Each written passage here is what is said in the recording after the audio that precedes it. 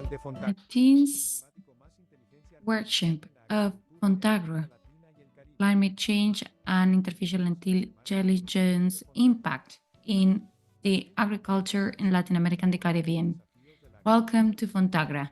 Science and agriculture are together to address the challenges of climate change. We would like to present the progress of 19 projects with a total co-funded of $18 million. These projects include several countries and 98 organizations dedicated to the development to intelligent solutions in agriculture are participating. We are including agricultural innovations and agricultures in the digital landscape. Join us to build a more sustainable future together. FONTAGRO.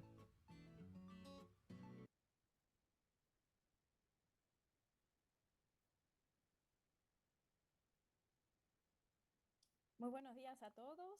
Welcome everyone. This is our technical workshop for our FONTAGRO project. This is an annual workshop. This is an initiative that was created in FONTAGRO in the 2000s. And this is the opportunity that we have to share with you the progress made regarding the activities conducted in the field, progress related to results, and how the different issues faced by the region and the world in general are faced. And it's great to have all these scientists and technicians that are working in different areas of Latin America and the Caribbean.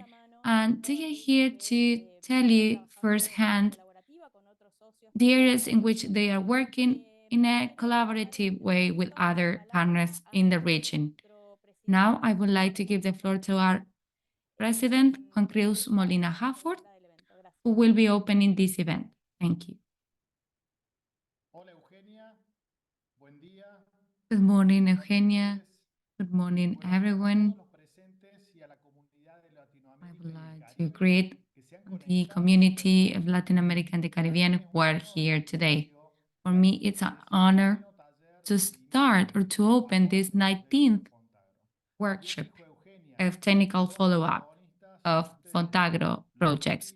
As Eugenia said, you are the protagonists, the researchers that have been conducting these innovation procedures. For the last 26 years, FONTAGRO has dedicated its efforts to fund innovation and the agricultural development of Latin America and the Caribbean. This role has been key when it comes to the discussion of innovation of our technologies. The results obtained over these years have reflected FONTAGRO's vision. And we've been working about this with the different directors of the research institutes. We want to promote cooperation and dialogue through co-funding of projects that create public well-being and welfare. These projects promote innovation in agricultural systems and want to improve the quality of life of the people of our region. Our dream is that these projects go beyond mature. We are going to measure the level of readiness of these projects. We want them to have an impact and to cross borders as public goods that they are.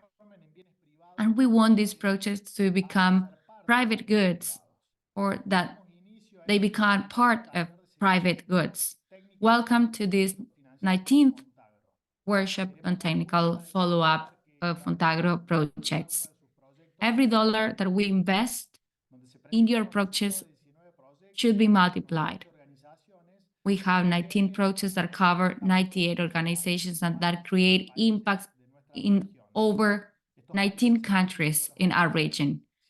These countries will benefit from this scientific and technological progress through these initiatives. This is a special day because this time FONTAGRO wanted to highlight the role of new technologies. That is, artificial intelligence. And I would like to take a moment for this. Artificial intelligence has an impact on productive systems to make them more resilient and to guarantee better food security by facing the challenges of climate change. What's the goal of artificial intelligence? That is to accelerate the process of innovation. And I believe that technology and artificial intelligence will be key for the revolution of knowledge. And each of the innovation institutes are committed to this, in spite of the challenges that we face. Artificial intelligence is powerful and key to transform productive systems. AI has the potential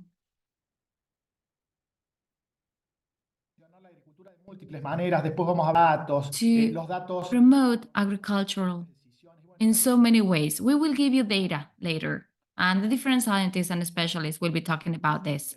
We will listen to examples regarding the use of AI, and these tools can be used in the different projects to accelerate your research process. AI is a transforming tool to address the challenges with effectiveness. We need to integrate these new technologies to human intelligence to improve our productive systems. So joining human intelligence together with AI is key. And this is just another step towards the evolution of our innovative systems.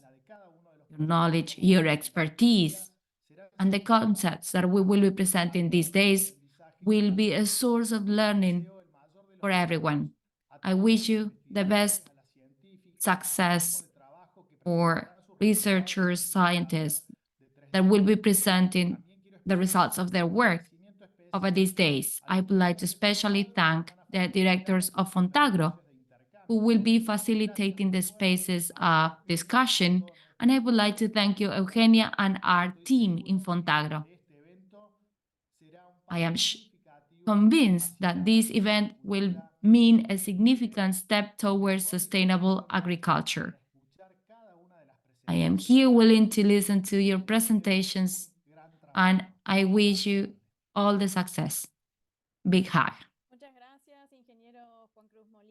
Thank you, Engineer Juan Cruz Molina Hafford, for participating during this opening of this workshop. So, what's the best way to open a workshop that it's about agriculture and how to face the effect of climate change or climate variability by having a masterclass on how artificial intelligence is affecting the work in which we work in science, and also how it is affecting the work of producers and farmers. So I would like now to introduce Stephen Querin. Thank you so much for joining us in this workshop. We really appreciate the effort on trying on sharing your knowledge, and please go ahead with the presentation. Thank you.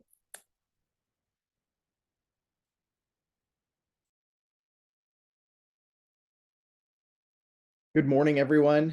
Thank you, Eugenia, for the wonderful introduction, and thank you for the opportunity to share with you today and on a topic that I think is important and rapidly changing and will touch our lives in innumerable ways as we move forward. So I'm a professor at The Ohio State University in the Atmospheric Sciences program, and I have a PhD in climatology and have been working on incorporating artificial intelligence and machine learning methods for better understanding and predicting the impact of weather and climate on many different systems, but especially on agriculture. So at Ohio State, I'm affiliated with the Translational Data Analytics Institute. And in fact, I moved to Ohio State from Texas A&M University, primarily for the opportunity to work on machine learning and AI topics and to come together with a transdisciplinary group of scientists from many different backgrounds, including the College of Agriculture and Engineering and Computer Science and Mathematics, as well as applications, like in my area with weather and climate, and also thinking about things like agriculture or infrastructure or urban design. There's a number of different projects that I'm involved in, and so I will just highlight a few of those that touch on AI. The first is that I run the National Soil Moisture Network, which is a mostly focused on the United States, and we provide daily soil moisture maps that are generated using some of these machine learning techniques from in situ observations, satellite remote sensing, and models. And we provide these for drought monitoring purposes, so to inform the US Drought Monitor. And if you go to nationalsoilmoisture.com, you can check out our work there. I also co-founded a company. This is a Ohio State University technology startup, Storm Impact, and I'll be talking a little bit about Storm Impact today and how we leverage AI and machine learning to help support electrical utilities. So using weather and climate information, not specifically for agriculture, but for looking at other impacts and putting good tools in the hands of decision makers. And then I'm also affiliated with the Byrd Polar and Climate Research Center, which is well known for doing work on tropical glaciers throughout South America and much of the world. And so very interested in climate change, climate modeling, understanding past climates, and leveraging a whole host of models and tools. So when we talk about artificial intelligence, it's a huge topic. And to help level set, I want to provide some definitions to start out.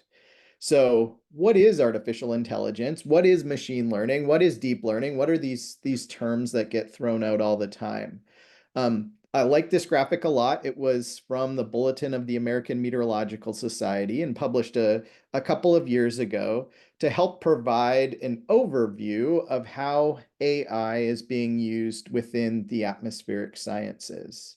And so artificial intelligence isn't exactly new. The term was first coined in the 1950s, but it obviously has ebbed and flowed over time as topics have become more and less of a focus, and has really accelerated in the last 10 plus years. As we've seen an explosion of ways that this can be used to support, to further, and to make agriculture and the climate sciences more resilient as we face challenges about climate change. So when I talk about AI, I'm thinking about methods for computer systems to perform human tasks. And this could be writing a poem, this could be painting a picture, this could be writing code in Python, or this could be answering questions that we have about our home insurance. And so there are numerable ways that AI touches our lives. And the very first image that I had in my PowerPoint presentation today of the field of corn and the beautiful clouds in the sky, that was one example of using AI. So I went to one of these AI image generators and put in a series of prompts and said, I want a title slide for a PowerPoint presentation. I want it to have these elements. And that is one of the options that it generated. So rather than me trying to draw a picture, we can use AI to support that. Within AI, and I'll spend some time today talking about some of these other components. So one type of tool that we use to help support and perform human tasks like prediction and decision making is machine learning models. And so these are mathematical models that learn from data and can be used to support and make predictions. And I'll give some examples of how that touches on agricultural decision making later in the presentation. And then within machine learning, we have one of the newer fields, deep learning, which utilizes neural networks and multiple layers for encoding specific information, and this is a very accurate and useful method that can support AI. And of course, AI is built on a larger foundation. So there's some, in this Venn diagram here, you can see there's an overlap between statistics and mathematics and artificial intelligence. And so this just really represents a much longer trajectory of math and science that we see. So why use AI? It is fast and efficient. It's powerful. So especially for things like the atmosphere or agricultural systems, which are extremely complex, we need to capture all of these non-linearities, all of the processes that are really important. And so AI is well suited for that.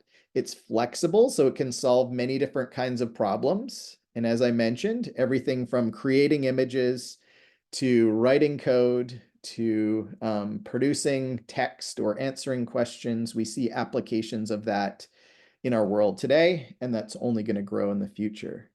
The motivation for it is to have better information and to be able to make better decisions and to have objective and automated ways of supporting that. And as was mentioned, not to completely replace people, but to complement human intelligence with artificial intelligence and to move forward in a better way for a more resilient future.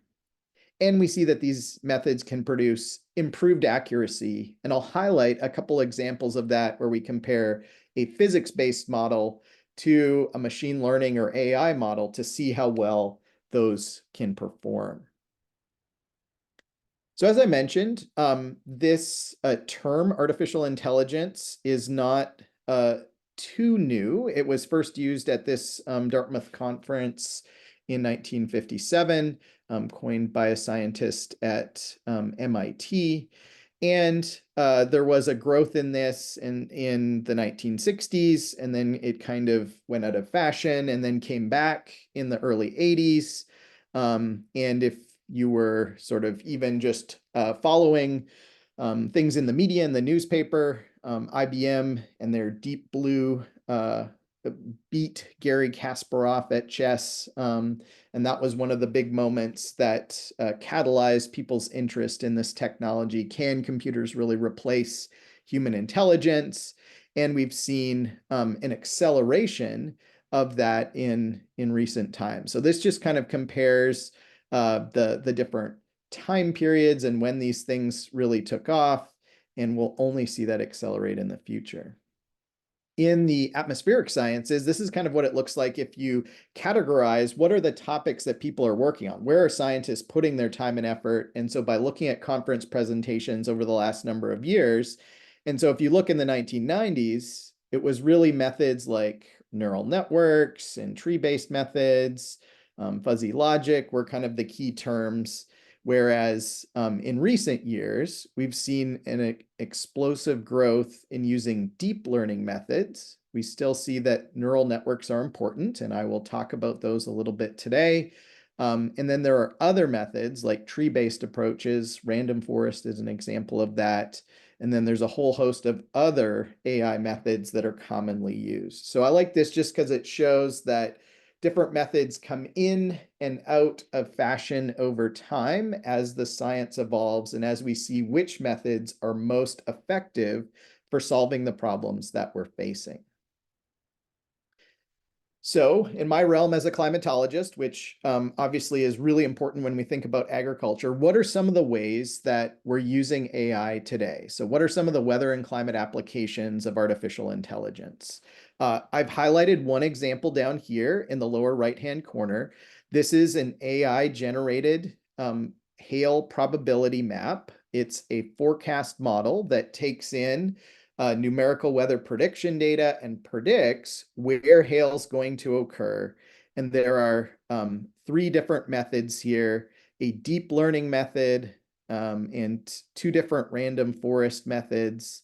And then in the lower right-hand corner is what we're considering truth. And so you can see that these methods, while not perfect, are able to accurately identify the probability of hail and match pretty well with the observations. And in this case, especially this one up here, tends to outperform the other methods. And so that falls within this predicting weather and climate hazards. So this could be tornadoes or severe weather or hail or lightning or flooding. Drought prediction, that's something that I'll talk about today. Weather forecasts, downscaling climate models. So when we model the global climate system, it takes a lot of computational power, and AI can help us to effectively predict processes at much finer spatial resolutions to downscale those global climate models to the scale at which the processes are occurring. And so in agriculture, that would be things at a field scale, even though we're modeling them on a global basis on, let's say, a 100-kilometer or 50-kilometer grid cell. We really care about what's going on at the field level if we want to think about agricultural production. And then a whole host of decision support tools. And those could be things about selecting the right cultivar. They could be things about determining the optimal planting time. They could be things about predicting within season yield or looking at drought prediction. And I'll touch on a few of those in my presentation today. So given how important AI is, given how much attention is going on and how much development there is, it is really hard to stay on top of this field. And even for someone like myself, who uses these tools, who applies them in my own research, it's tremendously difficult to keep on top of things. So it's kind of nice to get invited to give a talk like this because it allows me to review and highlight some of the things that are taking place. So I picked 3 kind of areas that touch on my interests as a climatologist and that are relevant for agriculture to highlight how AI is being used.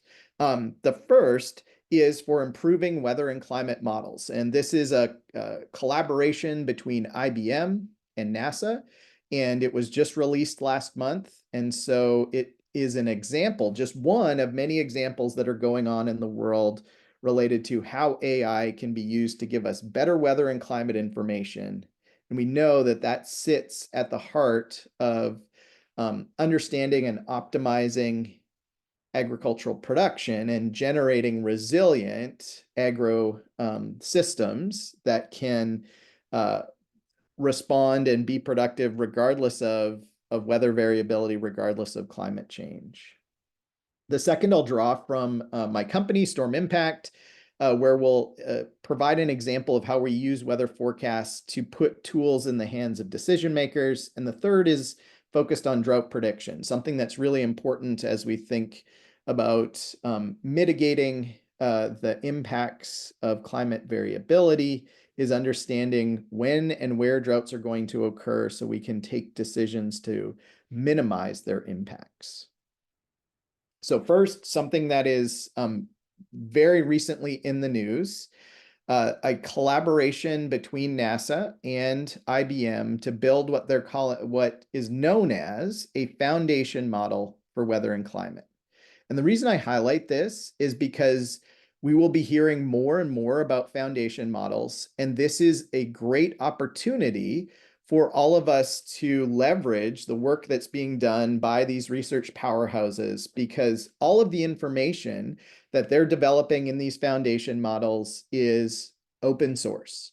So all of the code, all of the models, all of the fine-tuning workflows for what I'm talking about here are going to be released publicly and made available. And the goal is that others who want to build on this work don't need to start from scratch. With a foundation model, you have a pre-trained model that is ideally suited to answering a variety of weather and climate prediction questions that you can then fine-tune for your particular application.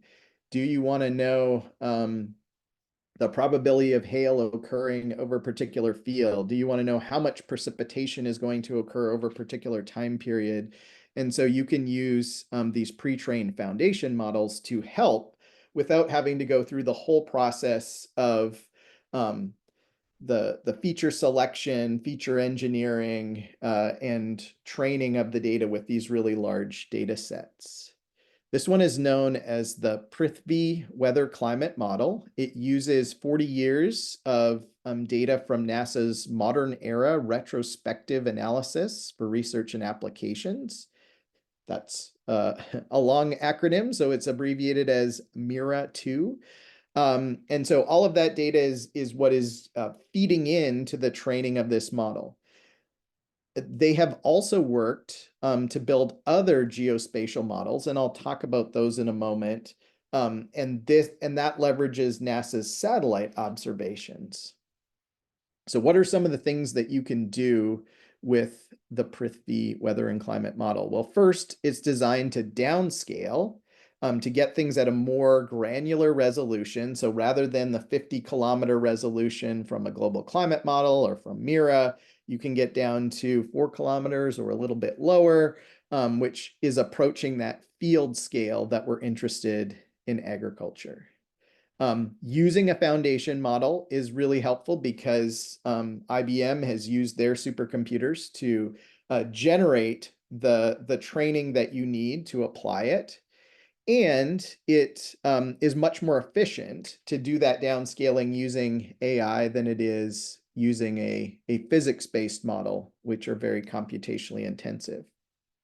And finally, you can use the foundation model to better represent small-scale physical processes. So the interactions that occur because of the differences in land cover or soil type or soil moisture that may be at a subgrid scale resolution that a global climate model can accurately capture, but an AI-based model, weather and climate model, could. So how do they develop this? They use a really large database, and in the case of this is the precursor to the weather and climate model that I just talked about, but it's in the same family. So Prithvi here is Sanskrit for means earth. So this earth foundation model uses a transformer-based approach and leverages massive data sets of remote sensing, and they go through this supervised learning. And then on top of that, they build and apply it to a particular case study. So for example, identifying crop types using remote sensing, or identifying burned area or flooding extent. And so they can then, on top of this foundation model, do a task-specific training, and then they can apply that in an application. And so the paper that's highlighted down here, IBM goes through a number of case studies. One of them that's interesting is on classifying crop type using remote sensing. And so they can use remote sensing images to say, in this field, in this year, what crop was grown, and to do that in an automated way so it can be applied to a large number of, a large spatial area. And so while it's not perfect in its accuracy, it is objective and automated and fast, and so it has value for a variety of applications. So there's a whole bunch more that we could talk about there, but I want to highlight 2 other areas. The second is thinking about how we apply weather information and AI to support decision making. And so this is an example from Storm Impact, the company that I co-founded. And so we're interested in classifying how weather information and understanding how weather information influences infrastructure. And this same approach could be used for things like forecasting yield, or forecasting diseases or pests, or predicting the optimal cultivar for a particular field in a particular year. And so on the left-hand side here, we have a radar-derived image of precipitation. On the right-hand side, we have real-time power outages. So this is for the states of Texas, Louisiana, and Arkansas, showing at the county level how many people are losing power as this system moves through. And so this is what's happening in real time. What we want to do is predict that in advance. And so we use 3 different weather models and then a whole host of other features on the weather system. Things like soil moisture, which is not just important for agriculture, but also for the electrical power system, information on the power system itself, like where we have poles and transformers, where we have customers, what the age and health of the infrastructure is, the slope, the type of vegetation, and here's where we leverage NASA's satellites to quantify vegetation information in real time. And then historical data. This is for machine learning models. One of the things that's really important is having good data to train the model. And so we need a long-term record of how weather has impacted the power system in the past. And then we can provide predictions every 6 hours that we update and that go out to 7 days in advance. So the people who are the electrical utilities who are needing to prepare for these storms and respond to these storms know in advance where damage is likely to occur and how bad it's going to be, so they can pre-position their crews and they can make sure that they can most quickly respond to disruptions from thunderstorms or hurricanes or straight line winds or ice or whatever the meteorological hazard is. One of the biggest challenges with using AI methods is the training. And this is an example of where those foundation models can be really important because they've done the training for you and give you a pre-trained model that you can build on top of that helps save you computational time, but also provides you with something that is accurate and appropriate for the area that you're working. And so in the interest of time, I won't talk about our training approach, but I will show you how well it works. So with AI methods, you want to do out of sample validation, where you compare how well does my model predict what I'm trying to understand. So we have the actuals here on the x-axis. This is the number of people who lose power from different weather events. Our model prediction is on the y-axis. And if our model was perfect, all of these dots would fall along the black main diagonal, which is the one-to-one line or the perfect prediction line. And you can see that we capture a lot of the variance in weather-related power disruptions, especially for this high magnitude day up here in the upper right-hand corner, but there's still scatter. And this is going to be the case in agriculture or power systems or any other area where we're making predictions because of the uncertainty in the weather forecasts and the difficulty in translating that to what the impacts are. So even if we know this amount of rain is going to fall, that may not always produce the exact same agricultural yield, or in this case, the same wind gust may not knock over the same number of utility poles. We spend a lot of time validating the performance of our models and retraining our models to make sure that they are accurate across a whole host of different storm types. And so here we break out the different types of weather models. In green, blue, and red are 3 weather models. And then the different tables here are different types of weather systems. And we measure the performance so that we can report to the decision maker, here's how well our model works in these kinds of weather decisions, so that they can incorporate that uncertainty in their decision making. And we can show how well this works over a period of time. And so the black are the actual number of customers interrupted for an electrical utility in Texas.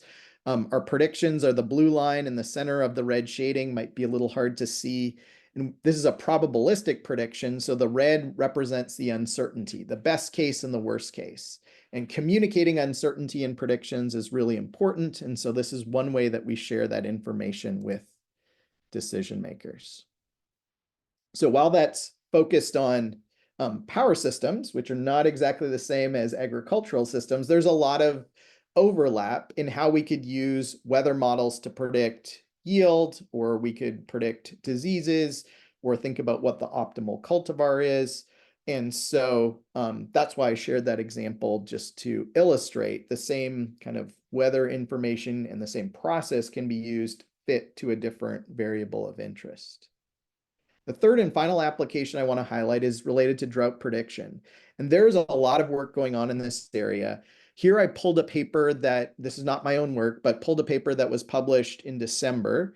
And this one is interesting because it compares a number of different commonly used machine learning models to evaluate what's the optimal machine learning method for forecasting drought conditions in a particular province in India. And so this is kind of their general training approach. So they take rainfall data for this district that's shown here in southern India. They have a relatively long period of time. They're using a meteorological drought index known as the standardized precipitation index. And then they use the majority of the data for training the model and comparing 4 different types of machine learning models: an artificial neural network, multi-adaptive regressive spline, gradient boosting approach, and a cat boosting approach. And then they select, optimize, and calibrate that model and evaluate how well it does in an out-of-sample test to see which of these approaches produces the most accurate results. And so here in the inset, I show again a similar plot, scatter plot to what I showed with evaluating our results, where we have the observations on the x-axis, the model predictions from the Mars approach on the y-axis. And ideally, we'd want all of these dots to follow along the perfect prediction line through the main diagonal. And we see that these models do pretty well in forecasting meteorological drought conditions in India.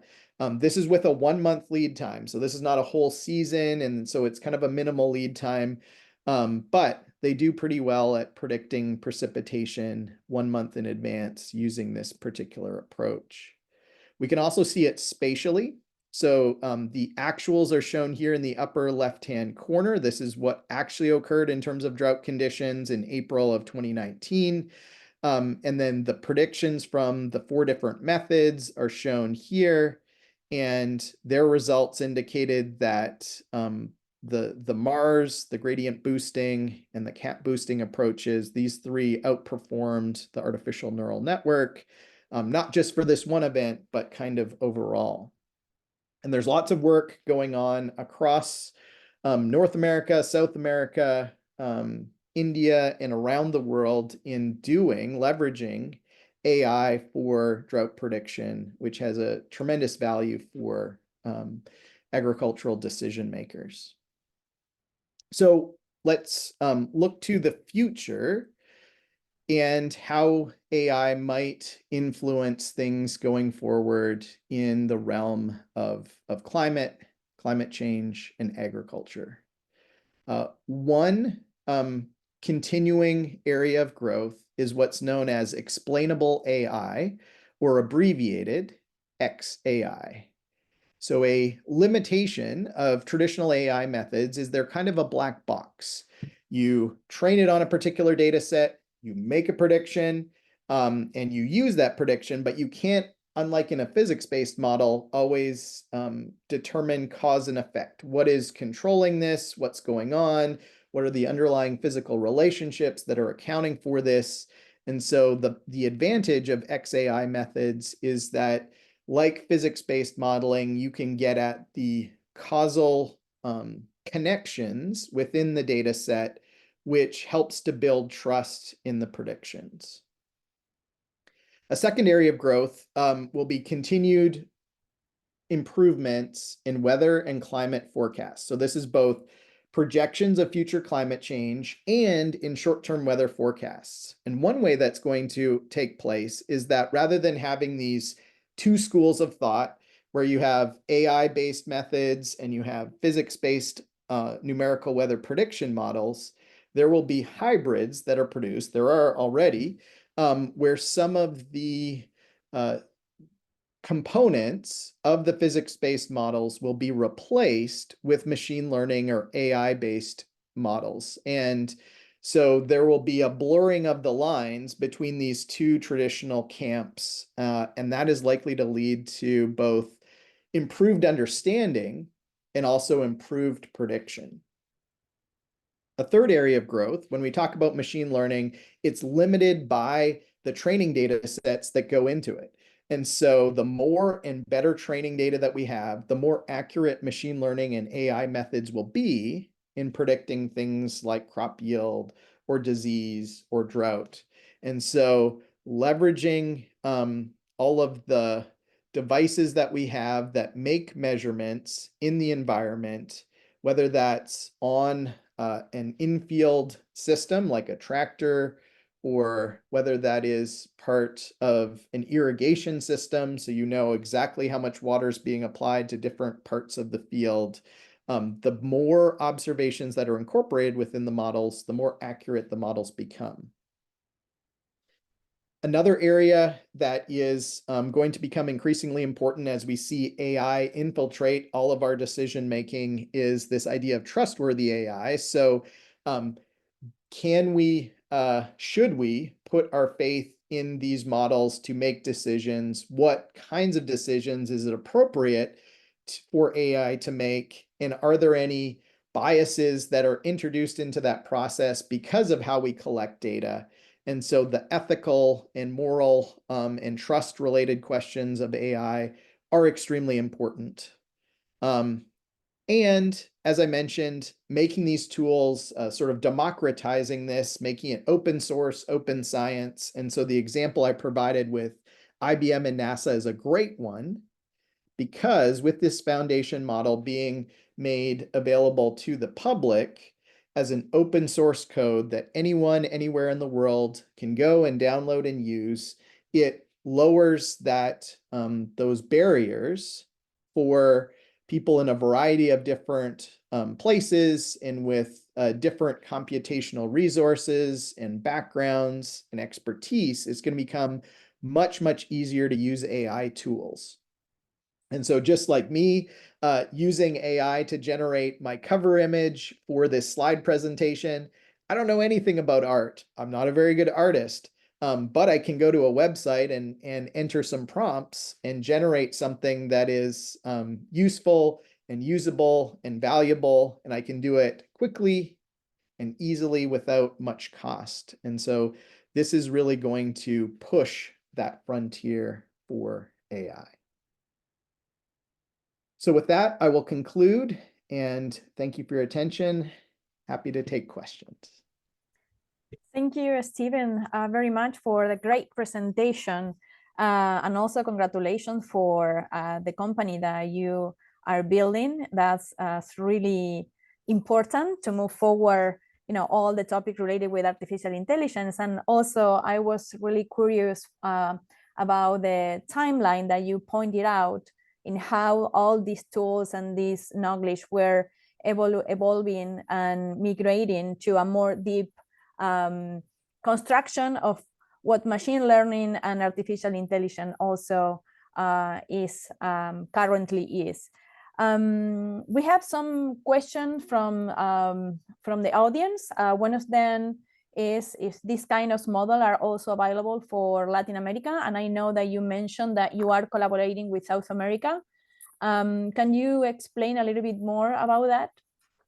Sure. So great question. And yes, the couple different examples that I presented. So first, when it comes to the collaboration between IBM and NASA, that is a global foundation model.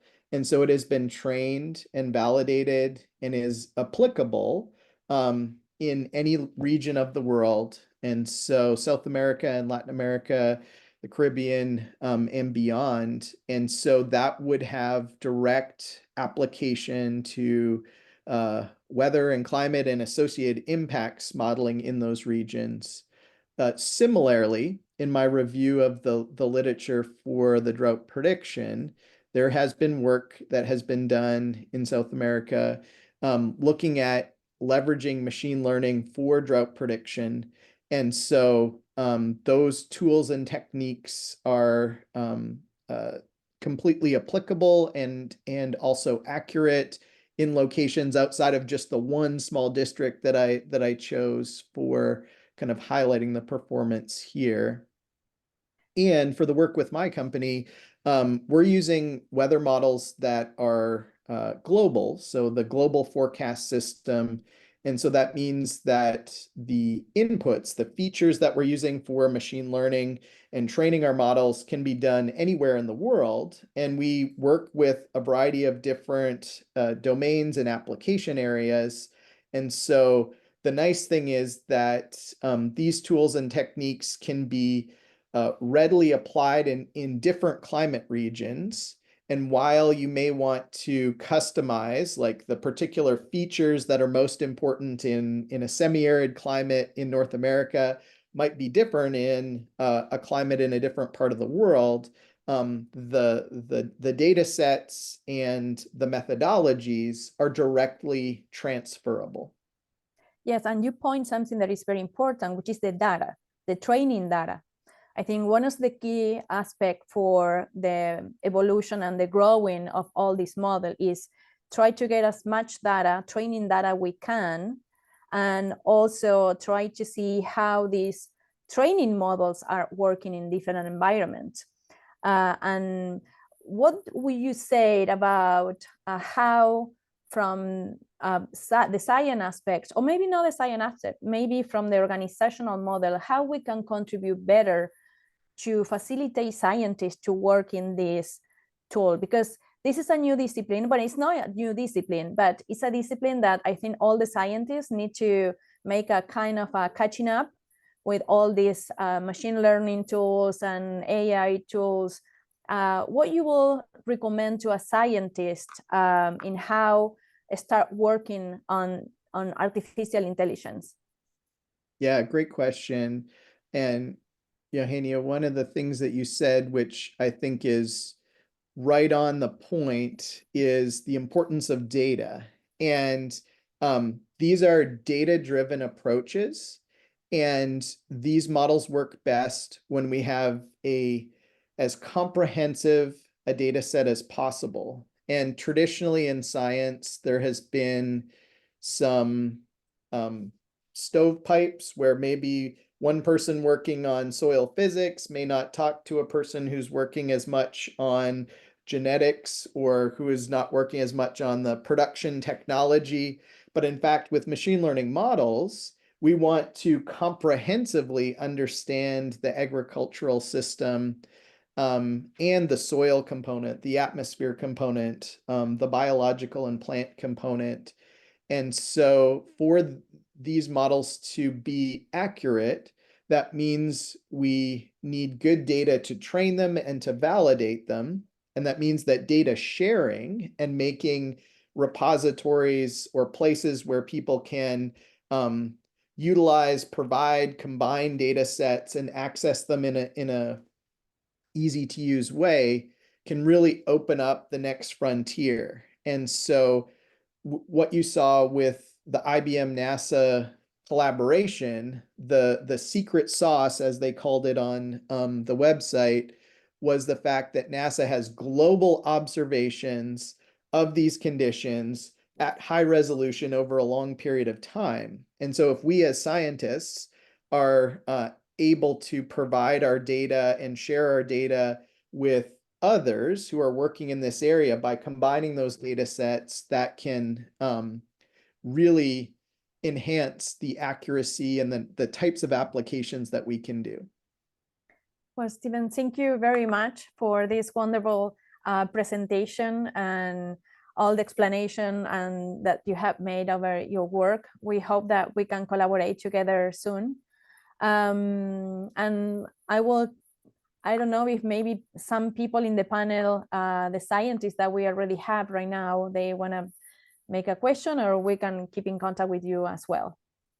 Thank you so much. I'm happy to continue conversations. Absolutely. And if people have questions, definitely reach out and send me an email. Thank you, Stephen. Well, thank you very much, everyone, for stay connected. I think artificial intelligence is one of the more important topics that from science we need to approach in a new way to do science and also share with other colleagues the data and the models that we are building. Ahora nos toca pasar a Now we should start with the first panel of this 19th workshop on technical follow-up of FONTAGRO projects. And for me, it's an honor to introduce Dr. Esther Esteban, who is in charge of this program. Mrs. Esteban, you have the floor, and you will be introducing the first panel of FONTAGRO projects.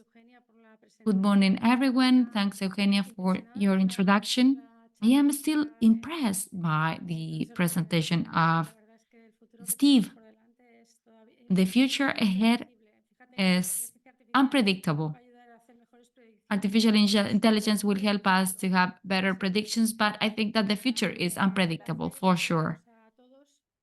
I would like to greet you all and to welcome all of you to this first panel on new findings, technologies, and innovation. Knowledge generation in the science system should be supported by technology.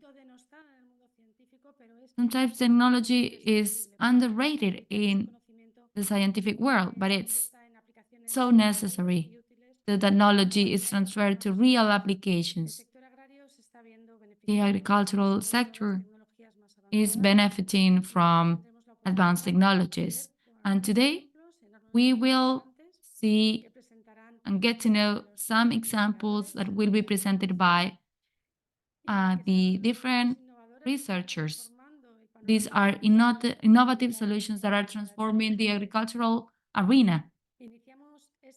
Let's begin this first panel of the 19th workshop of technical follow-up of FONTAGRO projects by presenting different innovative projects that address some of the most urgent challenges of modern agriculture. We will have genetic editing as a technology that can improve animal and vegetal breeds. There will be also solutions to the fusarium wilt. And also we will see how capabilities can be improved to manage this disease in Latin America and the Caribbean. We will also explore a bioprocess for reducing cadmium to improve the quality of cocoa, to improving the positioning of the product in the markets. Also, we will have a talk on regional partnerships and alliances for iron-rich beans in Latin American countries to improve its nutritional content and quality. That's a way to fight also malnutrition in Latin America and the Caribbean. Other project that will be presented today is about the design of nanofertilizers as an alternative to improve quality and to reduce nitrous oxide and carbon dioxide emissions. And finally, we will have a presentation on an agroecological model for avian coccidosis. These projects will present significant progress, but also the efforts to improve the quality of life of agricultural and cattle raising communities. We will have access and we will learn how technology can be a great tool for the economic development of this region. So now we will start to present the projects. First of all, I would like to give the floor to Sergio Feinful from INTA, Argentina. He will be presenting the project Gene Editing for Improvement Plant and Animal Species. So Sergio Feinful, now you have the floor. Welcome. Thank you, Esther. I'd like to share my screen now. Please let me know if you can see it well. Se ve perfectamente. Perfecto. We can see it very well. So, one of the effects of global warming apart from the increase in demography and the higher demand for quality products, generar un desafío especial a todo lo que es la producción agropecuaria. pose a challenge Nosotros lo que to tenemos en este proyecto es agricultural and presentar animal una production. tecnología novedosa y So revolucionaria, we are presenting la edición génica, an innovative lo technology que that permite is esta genetic tecnología. editing. No voy a And entrar en los detalles de cómo funciona específicamente, I pero won't sí, explain how this technology works today, apagar genes but que están we en can los turn organismos off que utilizamos genes para comer y para that are alimentarnos present y in para the producir organisms that we eat o combustible, to hacer algún produce, reemplazo or those we use to produce de una fiber generación or a fuel. otra, o We can incorporar change an allele un for desarrollo other, específico. or we can include a transgene Esta at tecnología lo que viene specific a site. hacer es complementar todo And lo que this es el desarrollo technology genético convencional supplements conventional or traditional gene en un escenario breeding or de genetic crecimiento breeding. muy importante sobre And todo lo que es la información genética this que se is aparece en occurring estos at a genes moment y in lo que which hacen. there is a En boom ese sentido, on es genetic absolutamente information and about what genes poderoso do. la combinación de estos dos factores. Cada vez Combining sabemos más these cuáles two son los genes factors que is impactan sobre very nuestra salud. powerful. We Por have lo more tanto, information about tenemos una how herramienta para genes impact poder phenotypes. cambiar su And now expresión. we have a tool to change their expression. Esta tecnología, como ya This se ha establecido en technology, últimos as it has been años, mentioned no solo en la before, agricultura, sino will también en have la an impact medicina on y en agriculture, but also otros on aspectos tan medicine or on beneficiosos que a nosotros many como other científicos disciplines. But intentamos in hacer en our este specific proyecto case, what es we desarrollar try to estas do with capacidades our que project tenemos de is to hacer develop these animales y en vegetales capabilities a través de una in serie de proyectos animals pilotos and in que les voy a agriculture comentar by los primeros implementing resultados en breve. as pilot projects. I would like to present some of the results. These are the countries which participated in this initiative. They are here: Chile, Argentina, Uruguay, Paraguay, Brazil, Ecuador, Y Colombia. Colombia.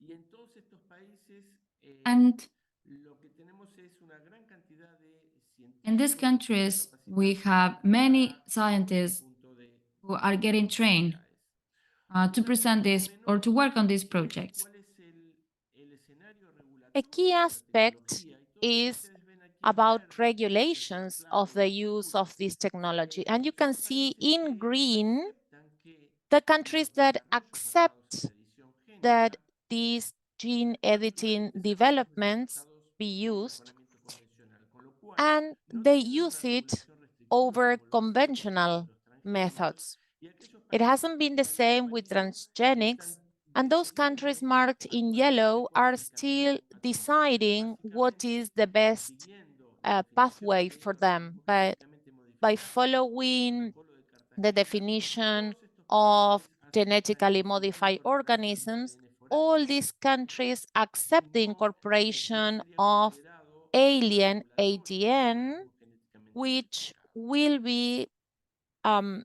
considered by Las the indicadores que tenemos regulations. al día de The hoy, indicators that we have up básicamente son una to serie this day más de 48 personas is capacitadas that en we have more genética than que han 48 participado people y han on hecho lo que staff conocemos trained como in GENES. gene Esto ha editing, sido a out través of de which células de genes 35 personalizados are women, and this has been done through probados different de forma workshops. regional, We biparticular, also built a que platform, impulsa la edición génica a regional internacional. Y platform los with primeros public and resultados que private emergen experts. And the first son estos que results están that we aquí, have are the que ones voy a below that profundizar I poco will en, go pero deeper básicamente uno de los aspectos later. claves And one of the cuando key hacemos la edición aspects that we have génica to take ocurre into dentro de account una is célula, that ya gene sea animal o editing vegetal. occurs within a cell, that is animal El gran or desafío es poder vegetal. generar And una the big plantilla challenge is to de to vegetales a generate partir an de las entire células plant sobre las cuales se ha hecho la edición from génica cells where we have específica. done En the ese sentido, the specific gene eh, editing. tanto And in that Argentina como sense, Chile y Colombia, Argentina, Ecuador, Chile, que and Colombia desarrollan los proyectos que están are enmarcados en PAPA, developing different han projects podido related generar to potatoes, desde and they 8 could variedades de restore 8 varieties of potatoes. That is a biological base that allows us to incorporate gene editing technology. These are the first results that we have achieved, the improved results that we have. Probably we have potatoes that were marked or damaged, and then we have the results of potatoes without any damage. These damaged potatoes are rejected by the industry, so that reduces the value or the income of producers, but they also have a lower nutritional composition.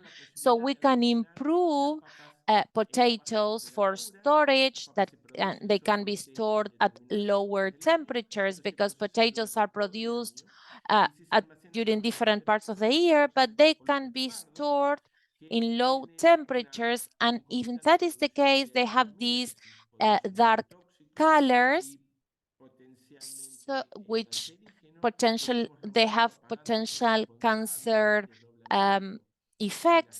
So we could improve those deficiencies in potatoes, and we could store potatoes at 4 degrees centigrade.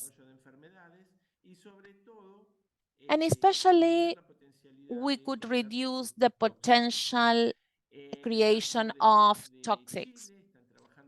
In the case of Chile, they are working on genes resistant to a virus, very important in potatoes. And what they did is the silence of one of the responsible genes in developing this disease. They are evaluating the genotypes. And in the case of soybeans, there has been a project in which Argentina and Uruguay participated. And we are working on a protocol of transformation and regeneration in soybeans, where we try to reduce the concentration of anti-nutritional components, improve the quantity of rich proteins, and also we have worked on the creation of a genotype that presents better soybeans. In the case of animals, we are building capacity and we are working on eggs, and we are trying to create animals with better muscles, milk that doesn't have components that are dangerous for human consuming. And we have worked and improved on a protocol to reduce problems in reproduction. So when using gene editing, we reduce the possibility of damage results.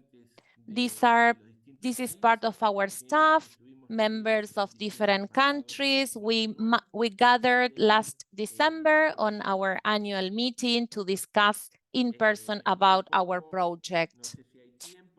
I don't know if we have time, but I invite you to see this video, which shows the base of the reduction of the impact of damages in potatoes.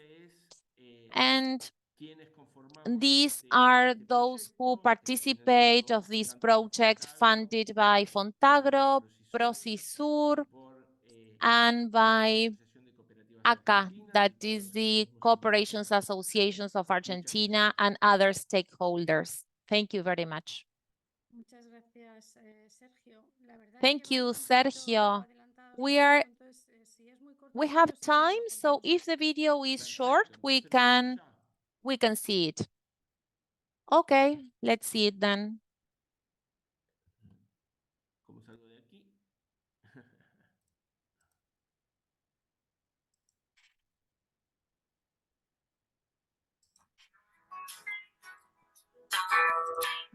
Development of shock-resistant potatoes, but genetic improvement. When potatoes are bruised during harvesting or transport, Bruises are generated under the skin that lower the malnutrition, the nutritional and industrial quality of the tubers. Gene editing makes it possible to make changes in specific genes and in the genome of plants and animals. In this case, we identify the gene responsible for the generation of bruises in potato tubers and developed improved lines that do not alter their quality when bruised, avoiding potatoes discard for the industry. The video shows in accelerated time, the real time is clocked, the basic oxidation process in raw-graded potatoes of the original variety and the improved line with the responsible gene turned off. These improvements is reflected in beaten tubers, the original variety, and improved line. And this project is funded by Procisur, FONTAGRO, and INTA. Perfecto. Muchísimas gracias. Thank you very much, Sergio. It's a pity to see Spain and the European Union in yellow, but I hope this is for a short time. Well, Esther, it used to be red and now they are in yellow, so you have made some improvements. Well, so you take advantage of the techniques. So now we will give the floor to Mónica Betancourt, who will present her project about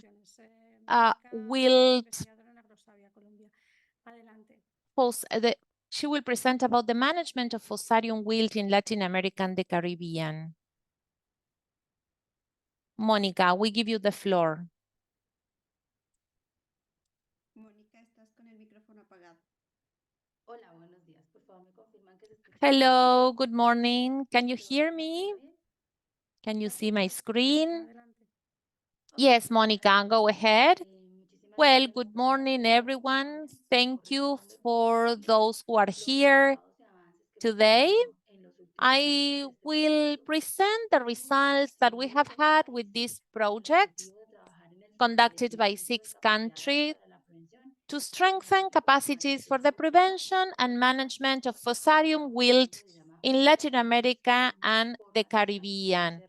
This project promotes scenarios for exchange, training, and strengthening between different actors of the MUSAE production system. This project started in 2019 when we have the first appearance of the illness in Colombia, and this called the attention of all the region because in this region we produce 80% of plantains and the bananas that we export because we produce plantains and bananas, and also because our food security depends on the crops of this plant. So we researchers and people were alarmed by what may happen with our MUSAEs in bananas and plantains, and because we had some key antecedents from many years ago in the 40s, where we had an epidemic of one that was a very damaged epidemic that affected our pathogens and made all the production of bananas and plantains to be changed.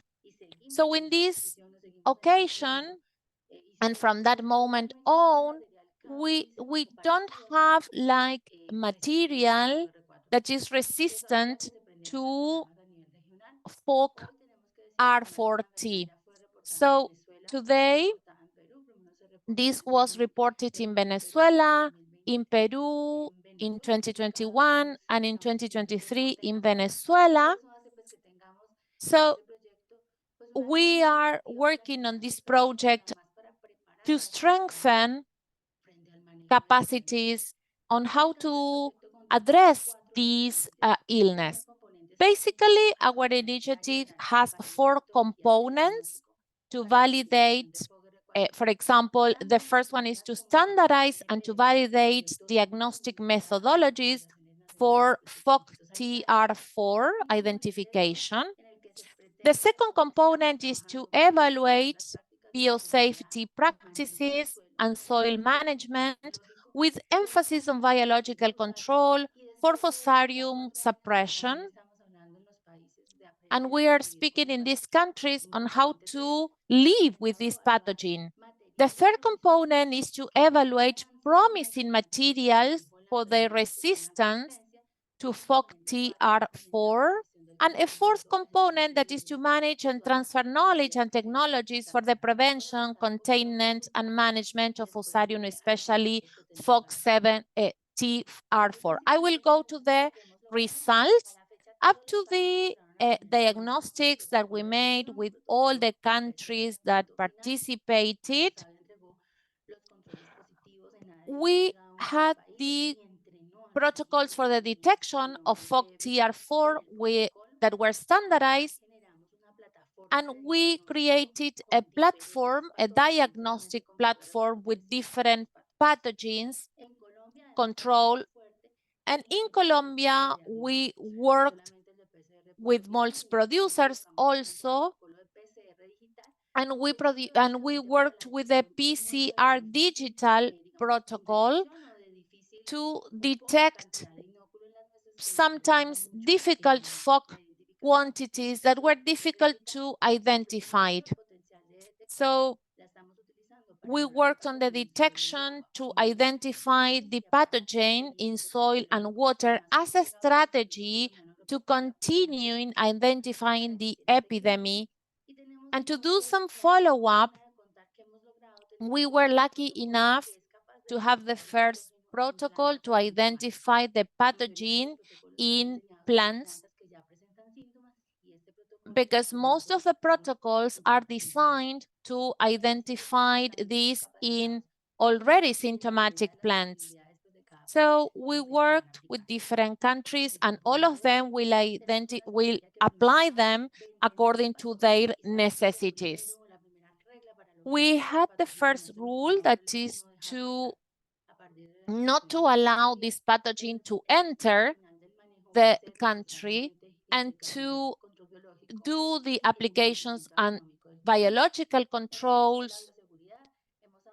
In the case of biosecurity, we have made some improvement in the last years, and many countries approved different products that were then brought to Colombia, products used for the control and that were recommended.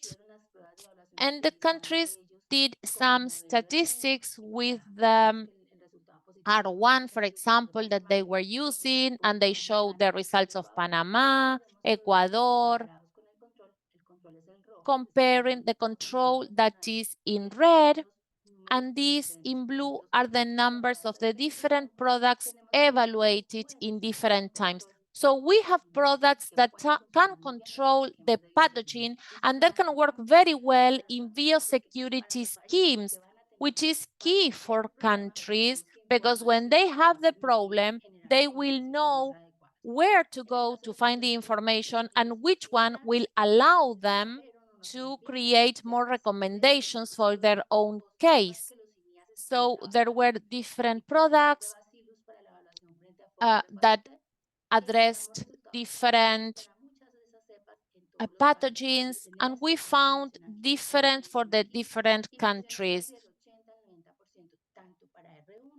Nearly 80 and 90% work for R1 and for R4.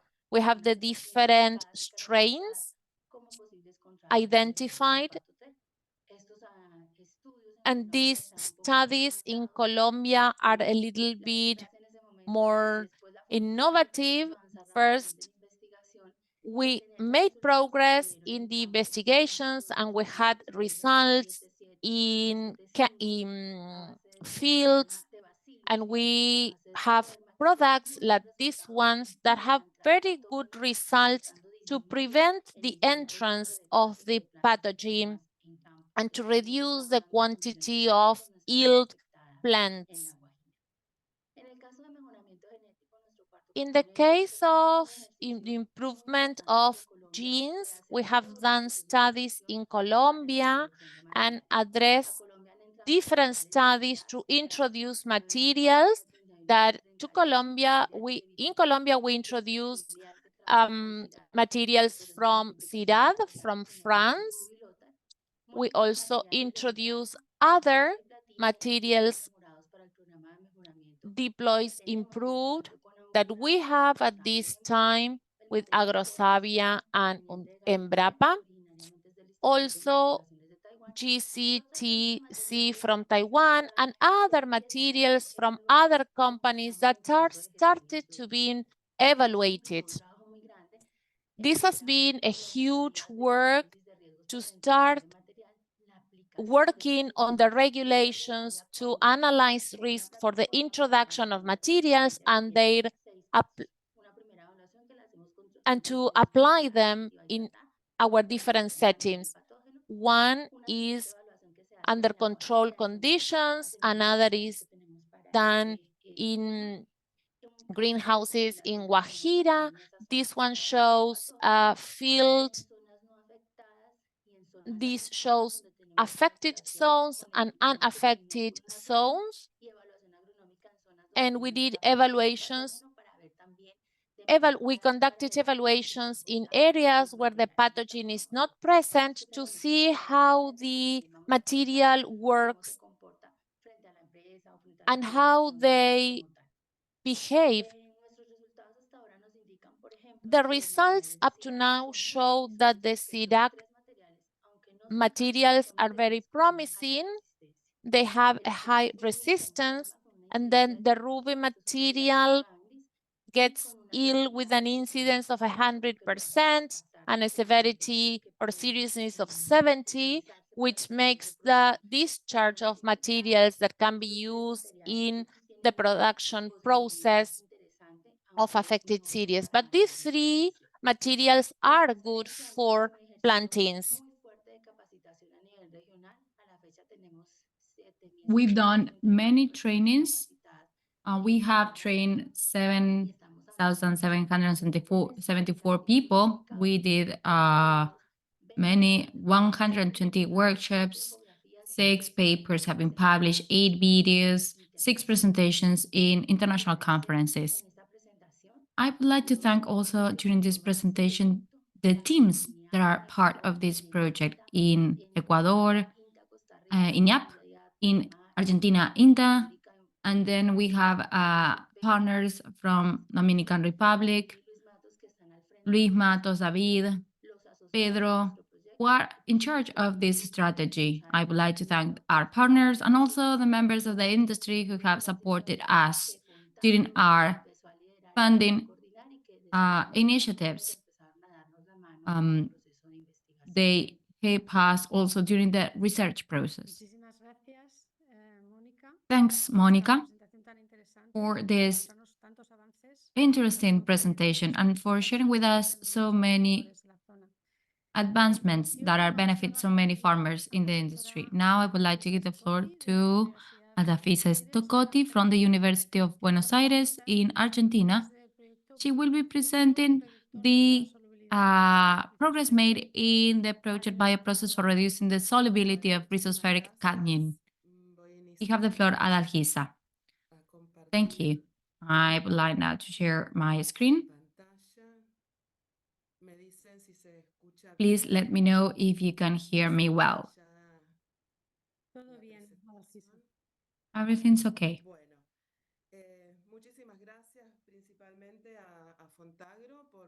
I would like to thank FONTAGRO for giving us this opportunity of making a bioprocess to reduce the solubility of rhizospheric cadmium. The issue of cadmium in the region includes the bioaccumulation of cadmium in cocoa beans, and this creates health issues and socioeconomic issues due to the fact that the European Union imposed marketing clauses if the concentration of cadmium in beans is above 0.8 ppm. We have been able to research a consortium of saprobic fungi to reduce the accumulation of cadmium in cocoa plants. The project also includes a training part, and that's why we talk about bioreactors. Here we have the pictures. You have them there. We have these bioreactors, and then we have some models of plant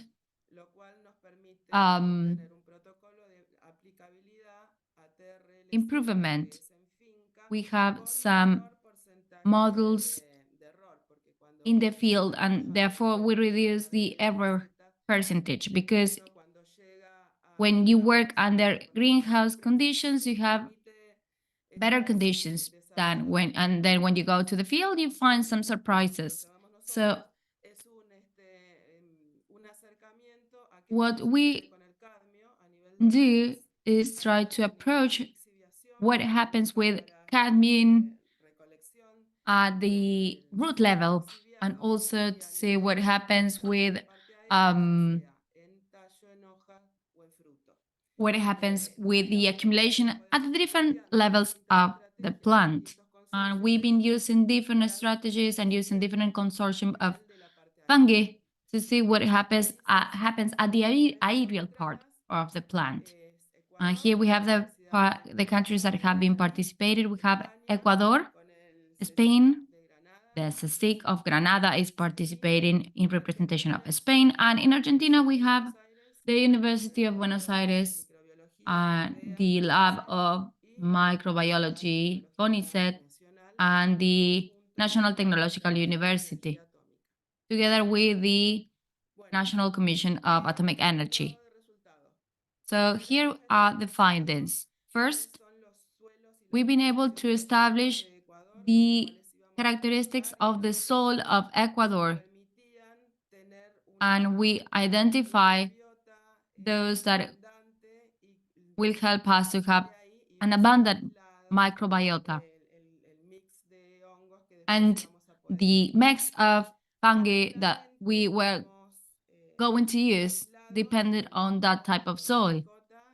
Then, in the University of Buenos Aires Soil Bank, in the Lab of Microbiology, we were able to isolate different fungal strains collected in different areas of Argentina. For example, in mining zones that are impacted by cadmium, and also in the lab, we contaminated some samples in vitro. We wanted to see how the microorganism behaved and if there was accumulation. And then we incorporated those mixes of fungi to the bioreactors to see what happened with the passage of water, what happened with interaction between water and those fungi, and what happened with the transfer to the aerial part of the plant. There are many undergraduate and graduate theses on this matter, and we have several PhD theses as well in this regard.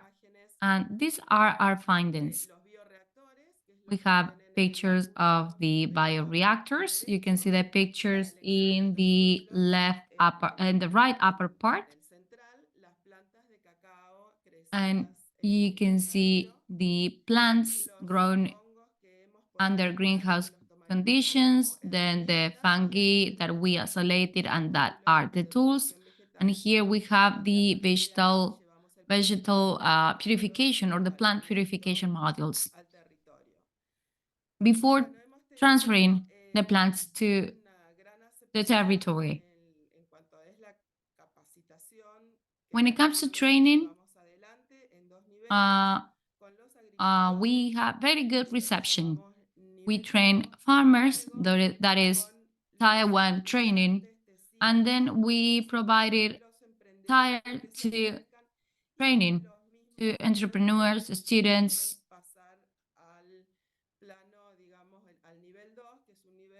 and also those farmers that want to do Tier 2 training. Tier 2 training includes technical aspects, but also it includes some entrepreneurial aspects. Because in the bioreactor, we do some transformation and we provide some tools so that farmers can prepare their own bioreactors. They can get the materials and they can create their own cocoa plant that is more tolerant and that transfers less cadmium to the bean. And this was something promoted by FONTAGRO. Our project will be ending in December 2025. We need to start with the last phase, that it's about agreements and partnerships, so that any farmer or entrepreneur can have access to these tools and they can transfer this knowledge to their partners and their workers and colleagues.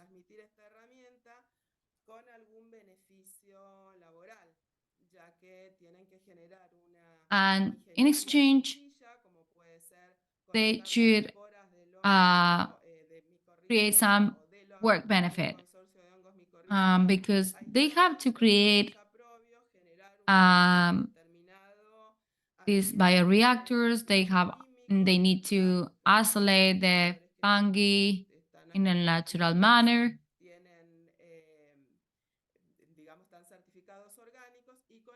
And they need to work with organic partners, organic certified partners. So I would like now to talk about the technological solutions. We have the beneficiaries, graduate and undergraduate thesis. Women benefited from the initiative. We have papers, we have workshops. We are creating new networks for the last phase of the project. And I would like to mention now the technological solution. With the consortium, we found that there is a 70% increase in bioaccumulation of cadmium. And this could be applied to the issue of cadmium in other crops, such as tomato, that is a problem in Italy, in Europe. And as you know, this technical solution works as a way to absorb cadmium, whatever it is. And finally, when it comes to accumulation, we have found that there are some mixes of fungi that prevent the passage of cadmium to the aerial part of the plant. So there will be a decrease of transfer. So cadmium will be retained in the root. I would like to thank again all the institutions involved, all the partners, and especially FONTAGRO for allowing us to develop this initiative. Thank you so much. Thanks, Adalgisa, for presenting this interesting project for the progress made and also for facilitating transfer of knowledge so that farmers can use these tools. So now I would like to give the floor to Maika Barria from Panama, who will be presenting the progress in regional alliances for iron-rich beans in Latin American countries. Maika, you have the floor now. Good morning. I would like to share my screen now. On this occasion, I'd like to tell you a bit about our project, about iron-rich beans in Latin American countries. This initiative seeks to increase the value chain of iron-rich crops in Latin America and the Caribbean through the use of ICTs. 5 countries are working together.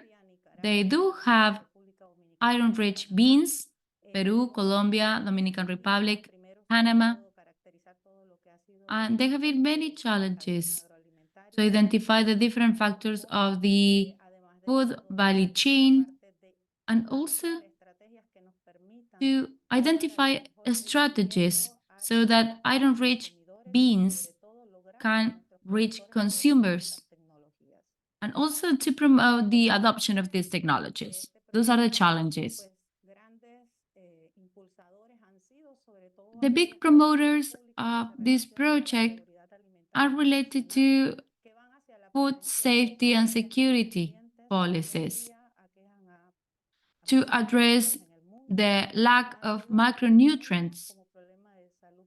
As you know, anemia is a public health issue, and therefore the promotion of the consumption of iron-rich foods should be promoted. And these beans and this food could be included in the different plans prepared by our governments. As I mentioned before, the national research institutes of these 5 countries participated and they have been involved in different activities. And now we would like to present some of the findings of this year. We have the National Research Institute of Honduras, Dominican Republic, Panama, Colombia, and Costa Rica. We have the funds of FONTAGRO and the support of ICA. Here are some of the first findings of the project. We found that many of bean producers use conventional production systems, and they work with between 0.2 and 5 hectares. And when we look at daily diets, most of the beans are produced by 46% farmers located in Panama, and 10% is produced in Colombia, Honduras, and Nicaragua. And the agribusiness sector and marketers and consumers are not aware of iron-rich beans. All these actors are interested in promoting the consumption of iron-rich beans. And also, we've been working or talking with over 30 shops, over 1,000 consumers, and also some seed or bean marketing companies. We did also an analysis to analyze the strengths, opportunities, weaknesses, and threats. We realized that there is scientific knowledge to promote and the production of iron-rich beans. However, among the weaknesses and threats, we realized that there is a lack of knowledge, high cost of production, low productivity, there is a lack of beans, and there is no differentiation in prices, and there is no lack of traceability. And here we have the analysis, opportunities, and threats. When it comes to opportunities, we see that this is a global consumption food, and there is opportunities to promote strategic alliances between actors. And there is interest by the agribusiness sector, and also there are trends in nutrition that promote the consumption of these beans. Among the threats, we could identify climate variability, fluctuations in prices, competition, and consumers that prefer other types of beans. We started with 9 varieties of bean, and we created a protocol regarding seed management. And this protocol was prepared by actors from the 5 countries. And when it came to the implementation in the field, we implemented 4 types of agroecological practices integrated to the crop. Use of microorganisms, among others, to promote agroecological practices. Regarding the increase in the production of seeds, at the beginning, we created the technologies in our countries. We have some extensive use, but over time, we have been able to increase the number of hectares planted with these varieties. And we have identified 539 farmers that are direct beneficiaries.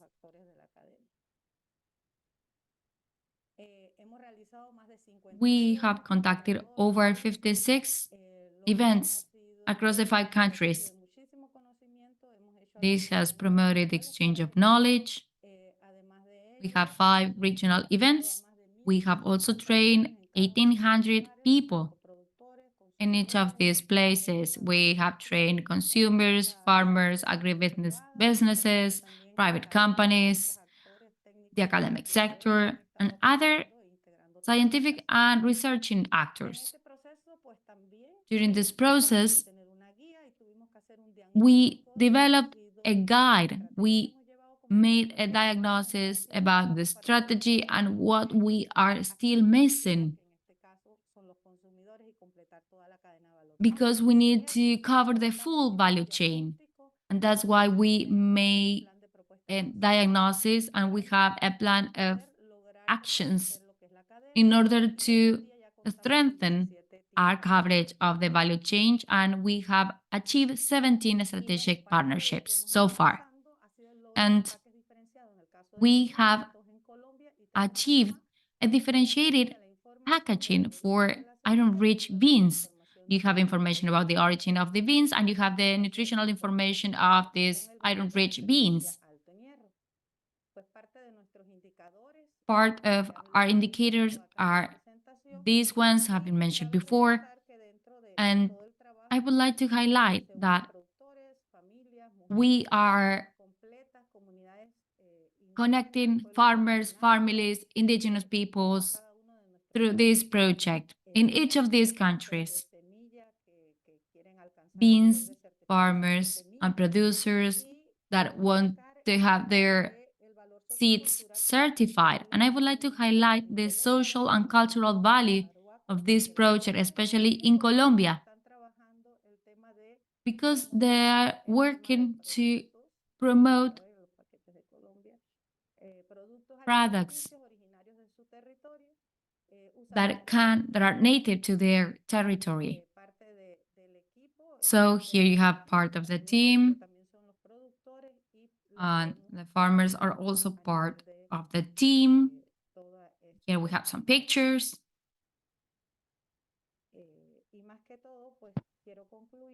And I would like to conclude by saying that this initiative tries to provide consumers not only seeds and grains, but also to strengthen the value chain and to adopt new technologies. Thank you. Thank you, Maika. Very interesting. Now we will continue with Mónica Botero from the University of Santander in Colombia, and she will speak about nano-fertilizer, an innovative solution. We give you the floor, Mónica.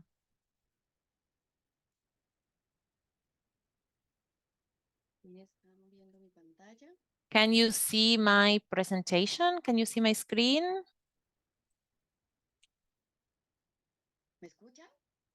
Can you hear me? Yes, we can see you and we can see your screen.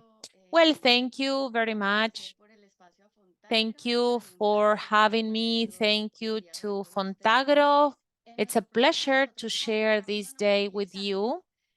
In our project, we produce nanofertilizers and we introduce them as a strategy to reduce nitrous oxide emissions. Along history, the agricultural production, the traditional one, was very expensive and it creates effects in our environment. So we want to improve the efficiency due to fertilizers, and we introduce processes with balanced fertilizers and nanofertilizers that improve our soils, our plants, and our environment. The countries that participated in this project are Colombia and Ecuador. Then I will show you who we are. And the results that we have achieved is the manufacture of nanofertilizers and zeolite nanofertilizers. I will then show you how we do it. And we introduce them in crops of Avena, Tithonia diversifolia, Centrus clandestinus, Lolium peren, and Sea maize under greenhouse conditions. We found the size of particles of nanofertilizers to see how they affect crops. And we have done evaluations of nutrition absorption and nitrogen use efficiency for different crops. I will then show you some examples. Then we did the establishment of experimental plots with crops in Ecuador and Colombia. And the methods that we are using is this one. It's with a meal of high energy meal method. And we chose this method because it has a low cost and because it is efficient. So in our process, in our production process, we are reducing the emissions to our environment. I'm showing here when we varied the processes of fabrication, we have different varieties. And here I will show you that we create nanoparticles, which are shown here. And this is the size of these particles that is of 90 nanometers. In this example, we conducted an analysis in ryegrass crops. We have a control of crops in greenhouse conditions, and we have the crops with fertilizers when we add them. Then we have the crop with fertilizer and nanoparticles, and then we have the last picture of the crops with added particles. And these are the results in the graph of biomass. And you can see in green the control, the light green is the fertilizer, the light blue color is how the nanofertilizer works when we have nanoparticles of titanium dioxide, and then the blue one with nanotitanium in particles. When we include this combination of nanofertilizers and a balanced fertilizer, we improve the production of biomass in 25%. And I will show you here the recovery of nitrogen in ryegrass crops with titanium dioxide in fertilizers and for fertilizers with nanofertilizers of titanium dioxide. You can see the two pictures with fertilizers and how we improve the absorption of nitrogen in 24%. So we have less emissions of nitrous oxide and carbon dioxide. and we avoid pollution to our environment. What products do we have so far? We have what results? We have published our first scientific article and we are in the process of publishing our second article. We conducted 17 research works, which are undergraduate or graduate works. We have a proposal for the creation of a spin-off where we analyze the technical and financing viability for our nanofertilizers to be in the market, available to producers. We have more than 100 trained producers. We have done 7 presentations at academic events. We have conducted 10 technical support. We have done videos, 9 dissemination videos, and 3 photogrammetric flights. We have a proposal, a spin-off proposal conducted by students in Santander University in Colombia. And you can see in this map, the Department of Colombia. And you see how we conducted 162 surveys in different areas where the producers are. These are where the producers are located in the department. We found that they are really interested when we ask them about their knowledge about nanofertilizers. Most of them said that they don't know about nanofertilizers, but it's interesting to see how most of them, or nearly all of them, are interested in using nanofertilizing in their crops. We have spoken with them, explained the advantages of using nanofertilizers and the advantages of using a balanced fertilizing method. As I said at the beginning, this work of this spin-off work was conducted by some students of industrial engineering in our university, and they proposed the logo for their company. Up to now, we have seen it is that we can do it. We can do this company to sell nanofertilizers to producers. And it would be the use of nanofertilizers according to the crops that they use. So we hope that we can be in the market to provide producers with our products.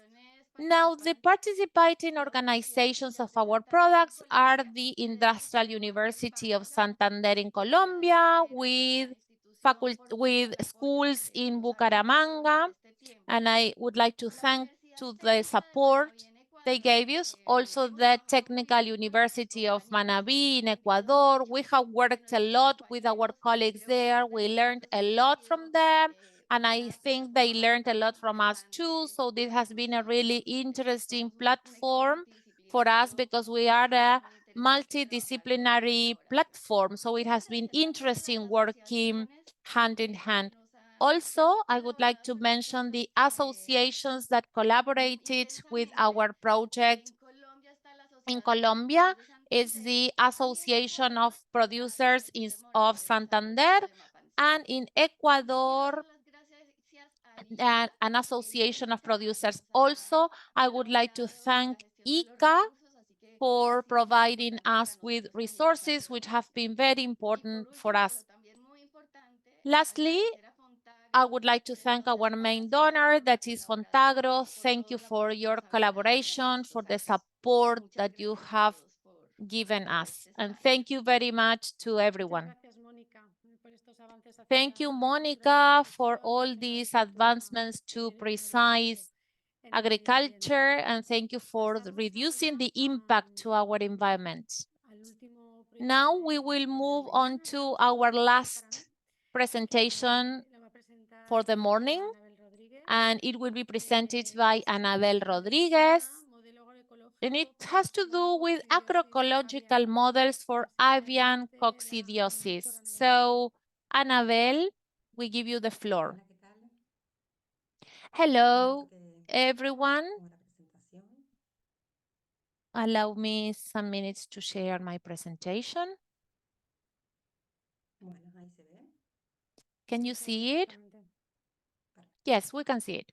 Bueno, muchas gracias a FONTAGRO por esta Well, thank you, oportunidad. FONTAGRO, Hoy for les voy a having presentar me. sobre el I desarrollo del will modelo agroecológico introduce para la coccidiosis aviar. our agroecological model for avian coccidiosis, leading to increased productivity in family poultry farming. We are designing a project that aims to design and disseminate a bioagroecological model based on the introduction of technological innovations. This can benefit the increase of consumption of products and addressing the impact of the environment. In the world, poultry farming has been in constant growth in the last 30 years, and in the following 5 years, the consumption will increase and achieve a 41%.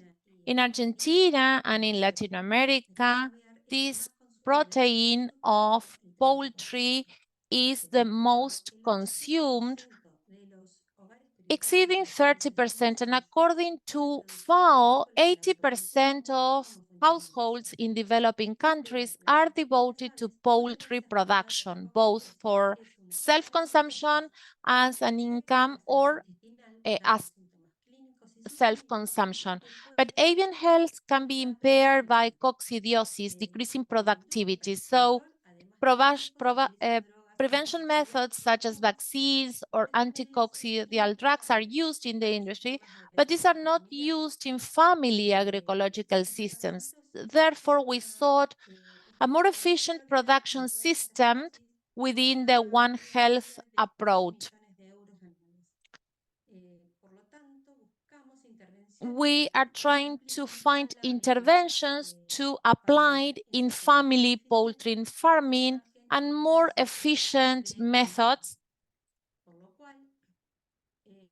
So what is the initiative that we have? We developed an initiative, and in its first part, sorry, I changed the presentation. The first part is to recognize coccidiosis as a reduction in family, as a consequence of the reduction of poultry farming. And this disease is very much spreaded. So we can see here family productions, and we would like to conduct some diagnosis. And as a second step, we want to develop a agroecological model. So we want to improve and to increase productivity. And our third step will be to create dissemination techniques and build capacity through different techniques. These are the institutions that take part in our project, like the Universidad Mayor of Chile, Universidad de Chile in Argentina, Universidad Nacional de Luján, and different partnerships with different private companies and municipalities. The methodology that we will use is, first, we are going to create a state-of-the-art of agricultural family poultry. We will visit different producers in Argentina and Chile. We conducted some polls in the area. Then with the diagnosis of coccidiosis, we provided a report and recommendations to the producers. With all this information, we developed a system for experimental assays. This is more or less the circuit. First, we visited producers, conducted polls, then in labs, we did some diagnosis, and then we provided a report back to the producers with training.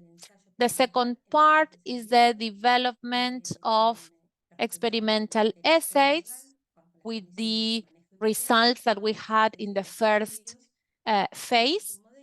And we conducted a model with different strategies for the well-being of animals and natural components. We conducted different activities. We then found some productive statistics and the quality of meat, and then created a manual. This is more or less the circuit, our experimental essays. And as a third stage, we implemented and disseminate our model. And now we have to develop a pilot essay in farms, and we will have then some production parameters and economical ones.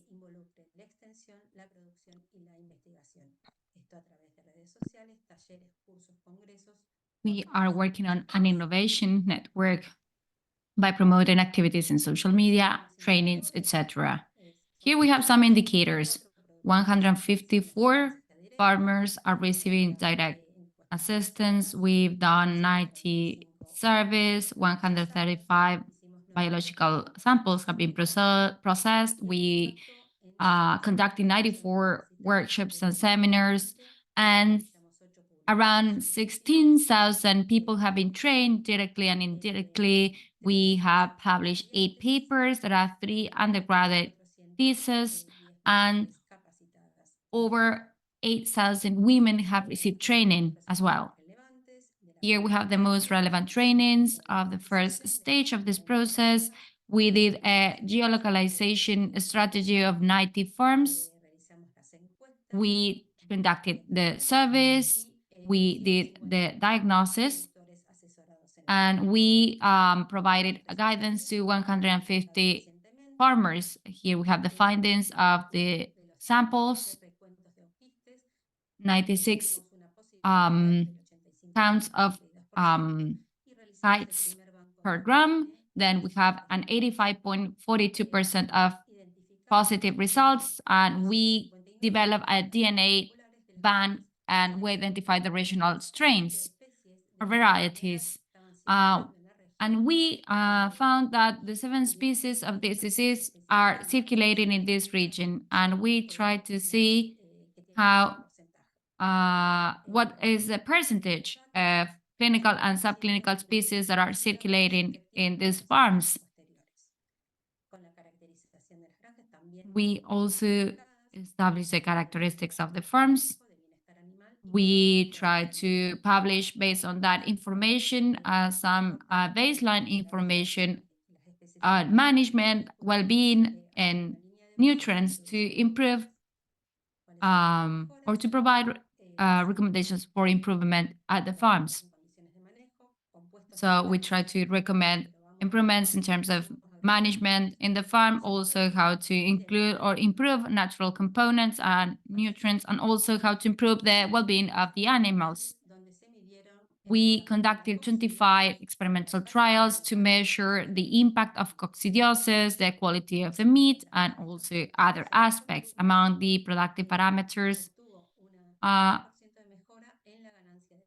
Group 5 obtained 10% of improvement in weight gain by improving or applying the recommendations that I mentioned before. There was also 50% of improvement in food conversion for the same group, that is Group 5. And in terms of meat quality, there were not many significant differences in terms of sensorial analysis. We see an improvement of physical and chemical parameters, and also we found that there was an increase in the quantity of vitamins in meat. We identified increases of vitamins E and A. This agroecological product was assessed to determine organoleptic characteristics. We did also a metagenomics analysis as well. The findings were communicated by means of many workshops, congresses, conferences. In total, we conducted 130 training actions. We conducted 37 workshops on animal well-being and the preparation of biological products. There were exhibitions that included 71 conferences, 12 congresses, and also we published 8 papers. We also created a network of innovation that is called Redicoa. You can find the site of this network on Twitter and Instagram. And there you can find information about the main findings of this project. I would like to thank you for your time, and I would like to thank our partners and participating institutions for their support. Thank you. Thank you, Annabelle, for your presentation.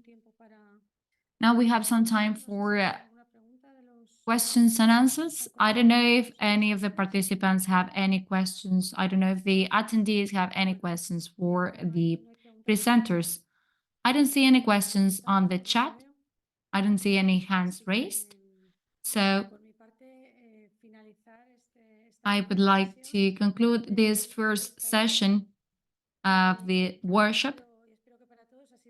For me, it has been very interesting, and I hope that you find this workshop interesting.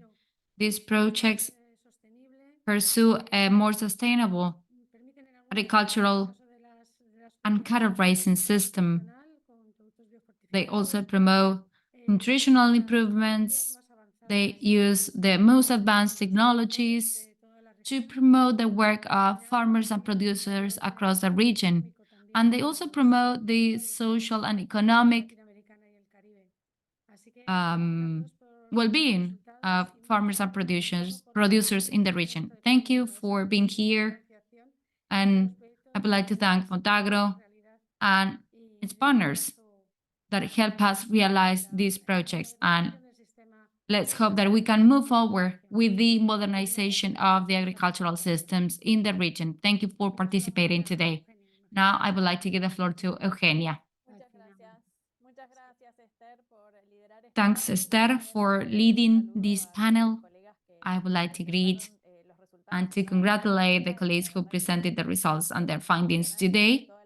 It's been amazing, the things that they are doing, how many people are accessing the workshops, the courses. I was looking at the importance of the bioprocess conducted by Adalgisa team and how it's important to absorb, for example, 70% of cadmium.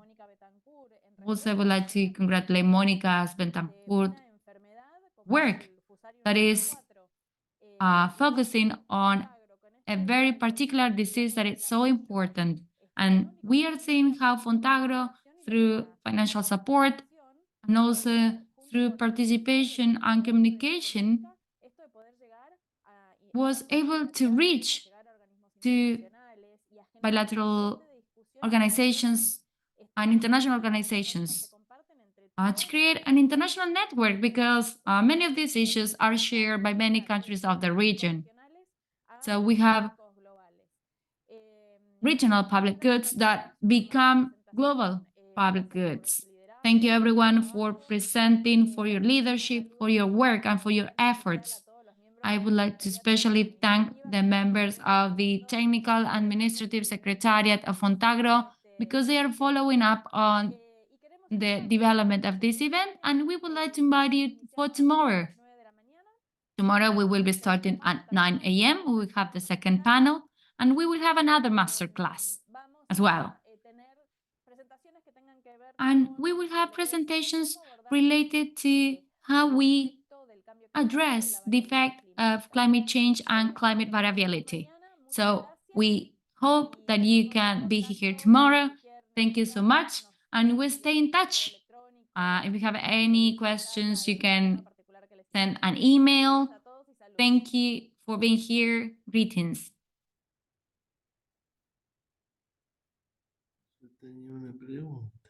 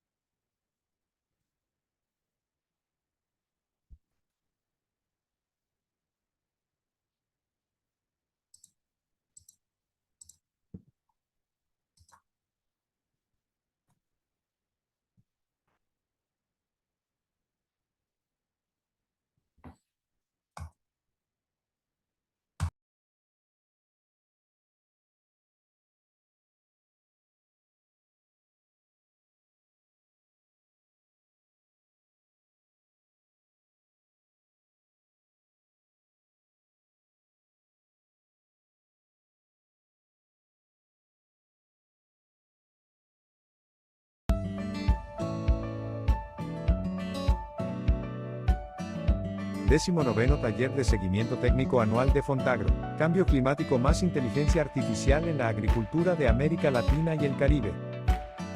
Bienvenidos a la Semana del Conocimiento de FONTAGRO. Aquí, la ciencia y la innovación se unen para abordar los desafíos de la agricultura sostenible y el cambio climático.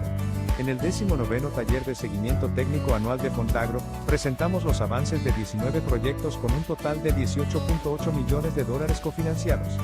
Estos proyectos involucran a 18 países y cuentan con la colaboración de 98 organizaciones que se dedican al desarrollo de soluciones climáticas inteligentes en la agricultura. Desde técnicas avanzadas de cultivo hasta innovaciones en el campo digital, cada proyecto refleja nuestro compromiso con la excelencia científica. Te esperamos para construir juntos un futuro más sostenible. FONTAGRO.